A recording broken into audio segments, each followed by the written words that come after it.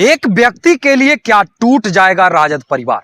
मैं ये बात इसलिए कह रहा हूं कि बीते कुछ महीने पहले से जिस प्रकार से राजद परिवार में या यूं कहे कि लालू परिवार में बगावत के तेवर देखने को मिल रहा है वो जग जाहिर है। सबसे पहले तेज प्रताप यादव को पार्टी और परिवार से 6 वर्षों के लिए बेदखल किया और उसके बाद तेज प्रताप यादव ने बिगुल फूंक दिया और ये कहने लगा कि कुछ जयचंद के वजह से पार्टी और परिवार से मुझे निकाला गया है।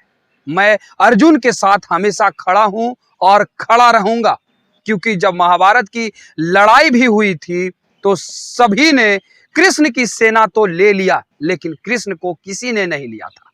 वही हाल आज भी है। मैं हमेशा अर्जुन के साथ हूं और हमेशा रहूंगा, लेकिन कुछ जयचंदों के वजह से मेरे परिवार में और पार्टी में बिखराव देखने को मिल रहा है। और उस जयचंद का नाम जो है कभी भी सार्वजनिक तेज प्रताप यादव ने नहीं किया, लेकिन कहीं ना कहीं इशारों में संजय यादव पर निशाना साधा था। आपको बता दें कि अक्सर मीसा भारती और तेज प्रताप यादव संजय यादव को लेकर के बगावती तेवर दिखाते रहे हैं और यही वजह है कि संजय यादव के खिलाफ तेज प्रताप यादव और मीसा भारती बिगुल फूंकते हुए नजर आते रहे। और राजद परिवार में और गठबंधन में जिस प्रकार से पकड़ संजय यादव की बनी हुई है वो जग जाहिर है। तेज प्रताप यादव और मीसा भारती को दरकिनार कर दिया गया, यानी सीधे तौर पे समझा जाए तो लालू प्रसाद यादव के पुत्र और पुत्री को ही पार्टी ने दरकिनार कर दिया है। आप समझ सकते हैं कि किस ओर तेज प्रताप यादव इशारा करते थे और किसका वर्चस्व सबसे ज्यादा राजद परिवार में है। आपको बता दें, संजय यादव जो कि बिहार के निवासी नहीं है बल्कि हरियाणा के रहने वाले हैं और सबसे बड़ी बात कि वो तेजस्वी यादव के सलाहकार हैं, लेकिन राज्यसभा सांसद जो है बनाया गया। जबकि मीसा भारती जब राज्यसभा सांसद बनाया जा रहा था संजय यादव को, उस दौरान भी विरोध किया था और कहा था कि जो पार्टी के लिए हमेशा दलित अति पिछड़ों समाजों के लिए सोचने वाला व्यक्ति है उसको राज्यसभा भेजा जाए, लेकिन तेजस्वी यादव ने एक नहीं सुनी और राज्यसभा भेजा किसे, तो संजय यादव को। समझ सकते हैं कि संजय यादव कितनी मजबूती से एकाधिकार जो है राजद परिवार पे किए हुए हैं। लेकिन इन दोनों के बीच एक तीसरे व्यक्ति की एंट्री हो गई है। वो व्यक्ति कोई और नहीं बल्कि लालू प्रसाद यादव को जीवन दान देने वाली उनकी पुत्री जो कि किडनी डोनेट किए अपने पिता को, वो कोई और नहीं बल्कि रोहिणी आचार्य थी। रोहिणी आचार्य ने बकायदा बिगुल फूंक दिया है। एक पोस्ट को रिपोस्ट करते हुए विरोध जताया है और उस पोस्ट में लिखा हुआ था कि जो प्रथम सीट था उस पर कभी राजद के राष्ट्रीय अध्यक्ष बैठा करते थे, उसके बाद तेजस्वी यादव बैठा करते थे। इन दोनों के अब्सेंस में वो सीट खाली रह जाया करता था। आमतौर पर यही देखने को मिलता था, लेकिन जिस प्रकार से फ्रंट सीट पर संजय यादव बैठे हुए थे, विरोध लगातार शुरू हो गया।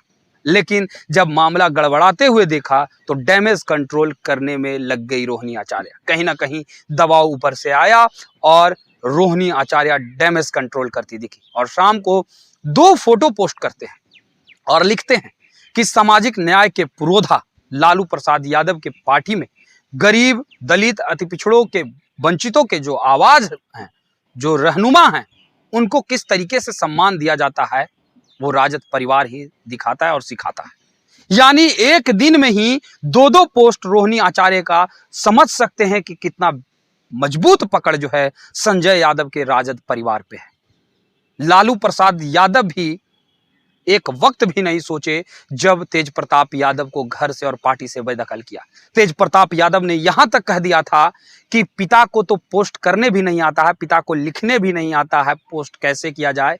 ये कोई जयचंद हैं जिसके वजह से मुझे पार्टी और परिवार से बाहर निकाला गया। और वो जयचंद के बारे में बात कभी सार्वजनिक मंच से तेज प्रताप यादव ने नहीं किया। लेकिन जिस प्रकार से वर्तमान समय में राजद परिवार में बिखराव देखने को मिल रहा है, सीधे तौर पे समझा जा सकता है कि एकाधिकार किस प्रकार से संजय यादव का लालू परिवार के पार्टी राजद पर मजबूती से बना हुआ है। तेजस्वी यादव जो कि उनके सलाहकार हैं संजय यादव कितने करीब हैं और कितने विश्वास पात्र हैं कि अपने परिवारों को भी बेदखल करने से और परिवार को दरकिनार करने से गुरेज नहीं करते हैं तेजस्वी यादव। ये समझा जा सकता है कि कितनी मजबूती से संजय यादव पार्टी में पकड़ बनाए हुए हैं।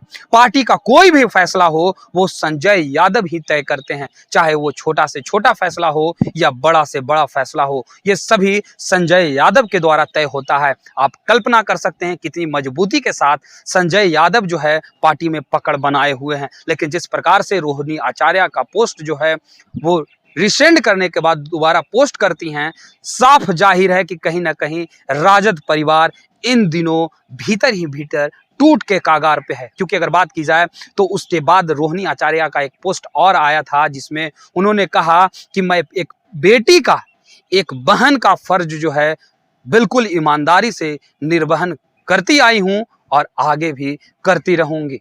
लेकिन बात आत्मसम्मान पर आएगी तो इससे समझौता नहीं किया जाएगा।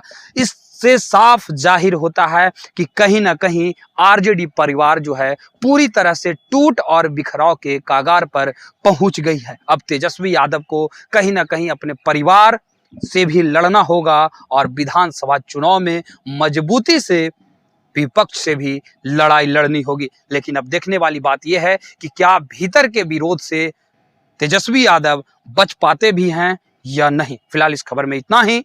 धन्यवाद।